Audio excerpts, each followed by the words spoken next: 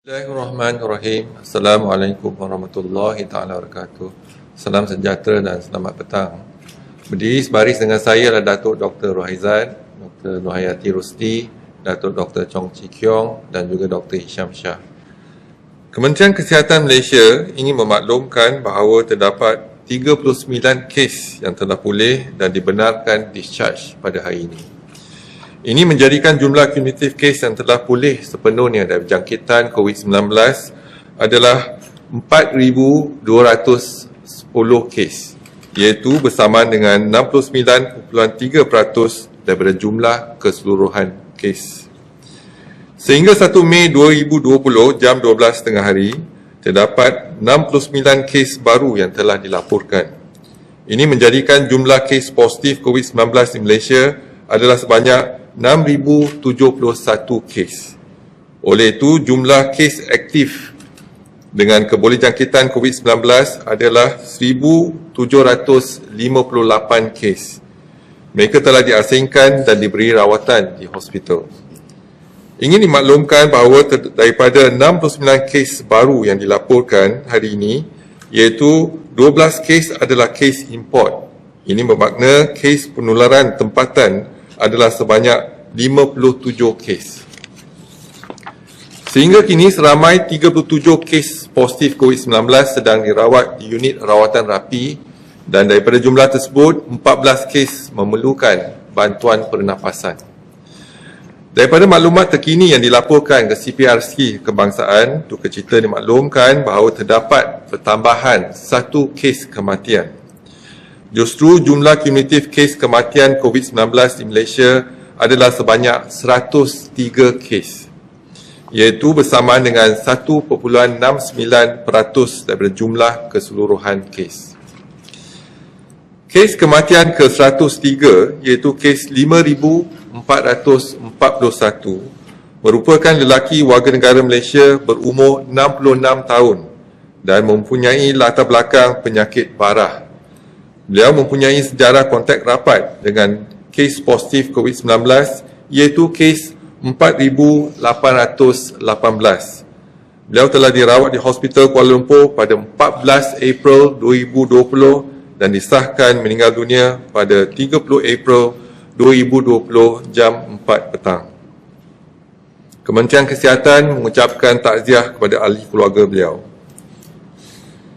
Sempena Hari Pekerja pada hari ini iaitu 1 Mei 2020, Kementerian Kesihatan Malaysia ingin mengambil kesempatan ini untuk mengucapkan Selamat Hari Pekerja kepada semua pekerja di Malaysia, khususnya semua petugas-petugas perubatan dan kesihatan, terutamanya mereka daripada barisan hadapan, sama ada sektor kerajaan, swasta, sukarelawan dan juga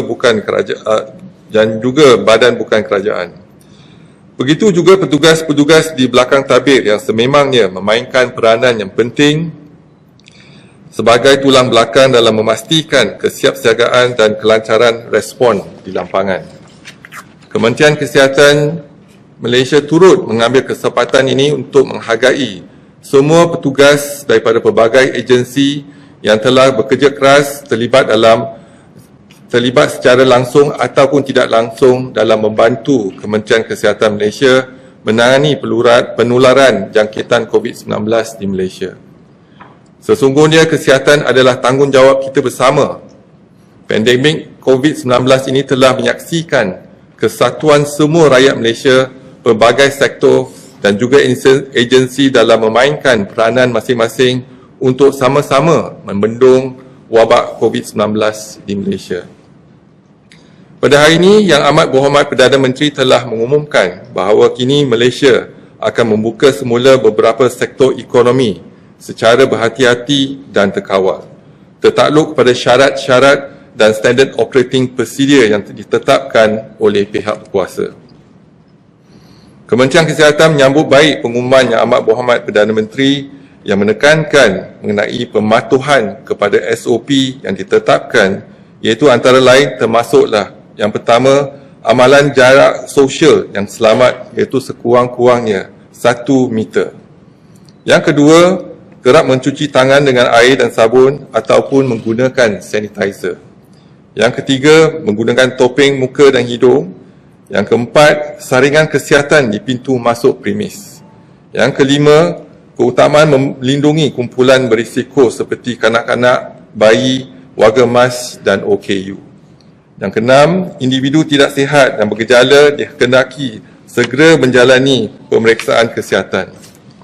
Yang ketujuh, bilangan penumpang dalam kenderaan awam perlu mengambil kira penjarakan sosial. Dan yang ke-8, menggalakkan transaksi secara atas talian. Dan yang ke-9, melaporkan segera kepada Jabatan Kesihatan jika terdapat maklumat mengenai jangkitan COVID-19. Yang amat berhormat Perdana Menteri juga menekankan bahawa perhimpunan ramai dan aktiviti yang mendedahkan orang ramai kepada risiko jangkitan wabak COVID-19 adalah masih tidak dibenarkan. Semua majikan dan warga pekerja adalah dinasihatkan untuk membiasakan dan mempraktikkan norma baru dalam kehidupan dan cara kerja bagi memastikan penularan jangkitan COVID-19 dapat terus dibendung. Ini adalah amat penting sekali agar semua usaha yang telah dijalankan selama ini akan memutuskan rantaian jangkitan COVID-19 adalah terus berkesan. Kementerian Kesihatan akan terus memantau kejadian jangkitan COVID-19 di Malaysia dan penduduk Malaysia dinasihatkan untuk kekal duduk di rumah dan hanya keluar rumah untuk urusan-urusan yang perlu sahaja. Teruskan amalkan kebersihan yang tinggi seperti kerap membasuh tangan dengan air dan sabun dan amalkan jarak sosial yang selamat iaitu sekurang-kurangnya 1 meter. Ini penting dalam memutuskan rantaian penularan COVID-19 dalam masyarakat. Kementerian Kesihatan Malaysia akan terus memantau perkembangan kejadian jangkitan ini melalui maklumat yang diperolehi daripada pihak Pertubuhan Kesihatan Sedunia. Orang ramai akan sentiasa dimaklumkan sebarang perkembangan terkini mengenainya.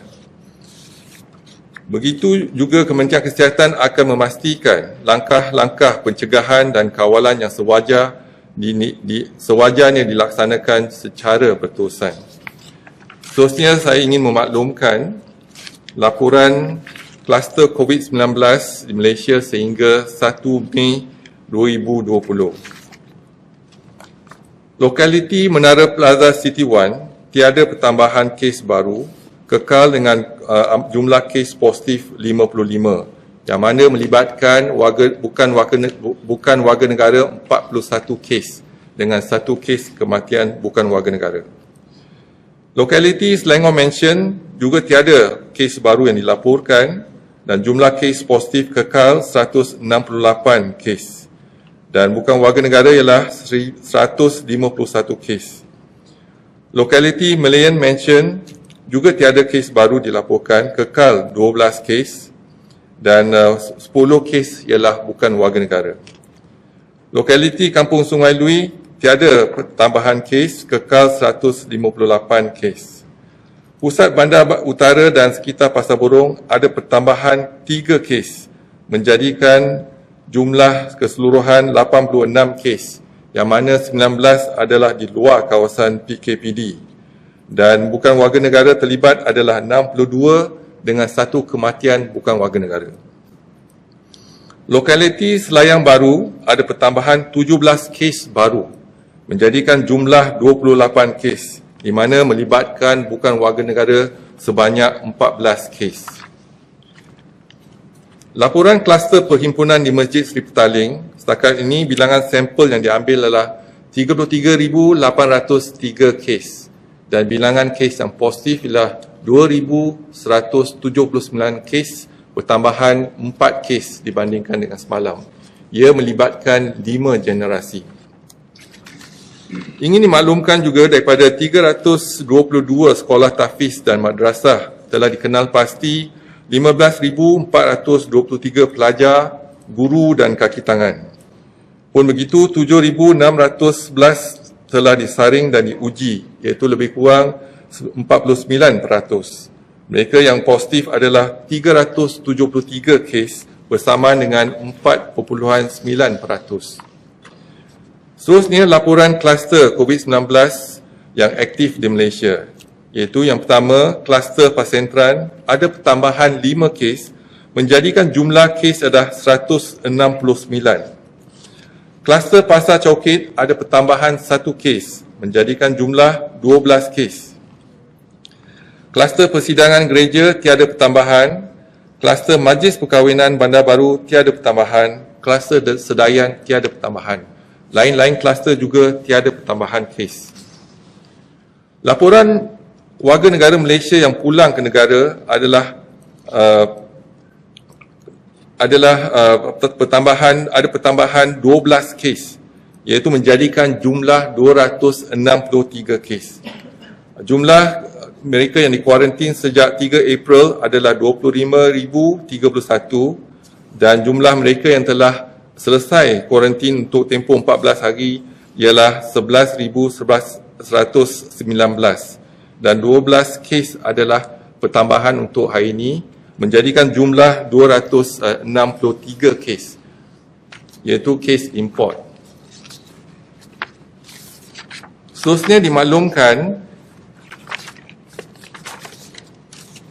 kapasiti harian makmal, iaitu kapasiti harian makmal kita ialah 16,635 sampel yang dapat dilaksanakan dalam tempoh sehari.